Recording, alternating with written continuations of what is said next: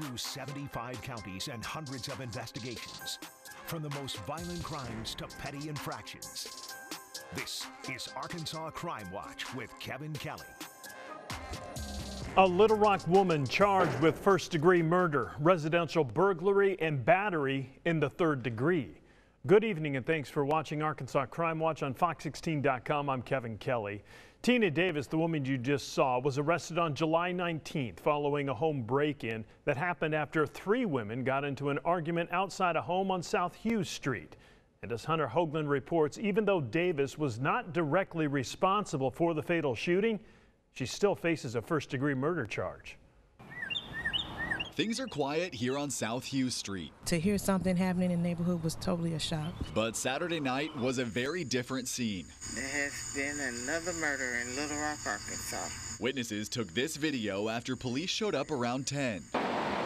Following a fight between three women in the front yard of this home. It was just shocking to see. It was like different, like what is going on? Tiffany Kelly lives just across the street from where police say it all went down. Never thought that something like that would happen. Little Rock police say after the brawl in the front yard, one woman tried to break into the home, and that's when the homeowner fired off her gun, killing the other woman involved in the fight. She seems like a very sweet woman, so I'm pretty sure it shocked her to have something going on in her yard or near her home. But police didn't arrest the woman who pulled the trigger. Instead, Tiana Davis is behind bars facing first-degree murder. Investigators citing state law saying it's because she was an accomplice when someone committed a felony resulting in death. 12th and Hughes. As for Kelly, she's rethinking her safety. Anytime something happens in your area, it do make you want to be cautious, so I'm thinking about getting extra security systems.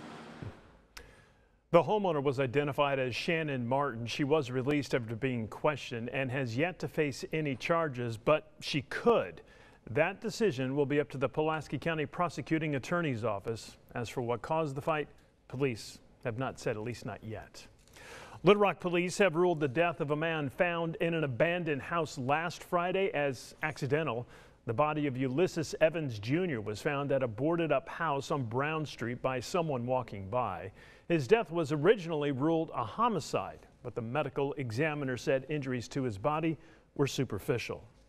Little Rock police also investigating a hit-and-run that happened back on July 17th. Officers found the body of 32-year-old Tay Welsh off of Interstate 30 on Front Edge Road near the construction of the new Amazon warehouse. Investigators are now working to determine what kind of vehicle was involved and gather surveillance video from the area. If you can help with the investigation, contact police. Police in Fayetteville are looking for the person who hit and killed a pedestrian and then left the scene. This incident happened Saturday, July 18th at around 7:30 near West Cleveland Street and North Sunset Drive. A witness described the car as a black SUV with a luggage rack. The witness attempted to follow the suspect, but was unable to track him down. So anyone with information about the collision, we ask them to come forward. Again, if you can help with this investigation, this hit and run, call the Fayetteville Police Department. In tonight's crime segment, North Little Rock police arrest two men in connection to a homicide investigation. 40-year-old Eric McFadden and 33-year-old Kevin DeYoung Brooks were taken into custody Thursday for their involvement in the death of Kaylon Luckadoo. He was found dead on Arkansas Avenue on March 21st. Both suspects have been charged with capital murder and are currently being held at the Pulaski County Jail. The investigation is ongoing.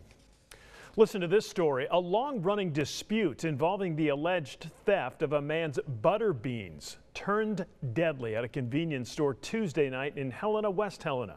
Police arrested this man, Curtis Holder, in front of the Landino Market shortly after they say he shot and killed 63-year-old Samuel Chapman. He was booked into the Phillips Detention Center and charged with first-degree murder. Police say the two got into an argument when Curtis pulled a gun and shot Chapman in the head. The victim's common-law wife says it all started over vegetables. He approached him and he asked him about coming in his yard stealing his stuff, his products. And that's when they start having an argument. One thing led to another one. Holder is in the Phillips County Detention Center under a $450,000 bond. The Hot Springs Police Department is investigating a homicide. It happened at an apartment complex on Central Avenue Tuesday night. Police say they got a call at around 11:30 about a shooting at the Maza Apartments on Central Avenue. When they arrived, they found 45-year-old Salvador Garcia suffering from several gunshot wounds. He was taken to the hospital where he died. So far, no arrests have been made. It's a busy apartment complex, so if somebody heard or saw anything, we encourage them to call the police department, speak to Detective Lampinen, who's working that case, and come forward with that information. People can remain anonymous, but it takes the public assistance to help us solve these crimes. Detectives spent hours at the scene searching for additional evidence. They're also interviewing witnesses to try and get more information on what led up to the shooting and a possible suspect. Caught on camera, a suspect rigging up his pickup truck to a coin machine at a local business in Hot Springs. Take a look for yourself and watch closely. You can see the man attach what appears to be a rope or chain to the coin machine at Central City Suds Car Wash. The crime taking place back on June 25th at around 7 in the morning. Police just released the surveillance video. The suspect made several attempts to rip open the machine, but all he did was cause about $7,000 worth of damage. If you know who the guy is, or if by chance you recognize the truck, be sure to call the Hot Springs Criminal Investigations Unit. Also caught on camera, a scuffle that erupted on the steps of the state capitol last weekend. Police say Blue Lives Matter protesters met Black Lives Matter counter-protesters, and as you can see, punches were thrown. One woman was arrested on a disorderly conduct charge. Police are still trying to identify others caught on tape who may have committed an assault. The investigation is ongoing and is being conducted by the Violent Crimes Unit. We begin our Crime Tracker segment in Jacksonville, where police arrest a man following a shooting at an apartment complex. 18-year-old Michael Sullivan is the accused gunman. Police say 2 people were injured at the Eastwood Apartments on July 20th. One of the victims is still in the hospital in critical condition. Sullivan is now charged with 2 counts of first-degree battery, causing injury, and a terroristic act. He's being held in the Pulaski County Detention Facility with no bond. Benton police need your help identifying a forgery suspect. This woman is a person of interest in multiple forgeries and fleeing from the Hope Police Department. Police tell Fox 16 the vehicle you see here has been used in each incident, but with different fake tags each time. If you recognize the woman or know where she might be, call Benton Police. A handful of law enforcement agencies across the state have said they will not enforce the governor's mask mandate, but on Tuesday, one of them announced it would. Our Claire Kreitz talking with the Searcy police chief to find out how the department will enforce the mandate.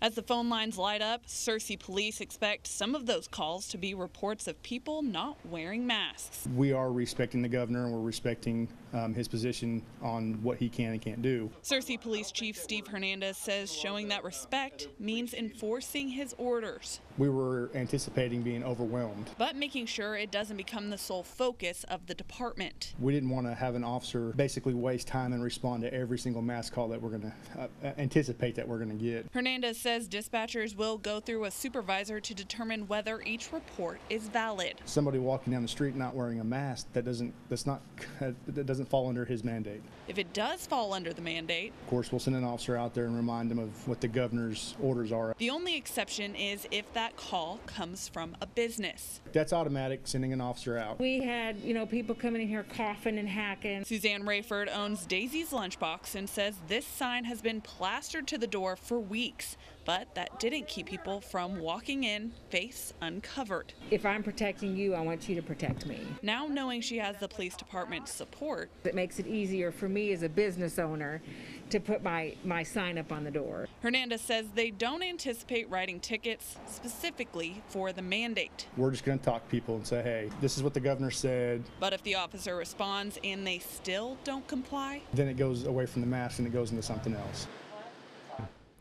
Chief Hernandez says they were overloaded with calls right after the governor made his announcement about the mandate, but since Monday of last week, those calls have been few and far between. He believes that's because people are actually following the mandate. A cold case more than a year in the making. Tonight, an update on a wanted man whom we have featured right here on Crime Watch a number of times. Jory Worthen is now on the U.S. Marshals 15 Most Wanted Fugitive list, and there's a $25,000 reward for his arrest.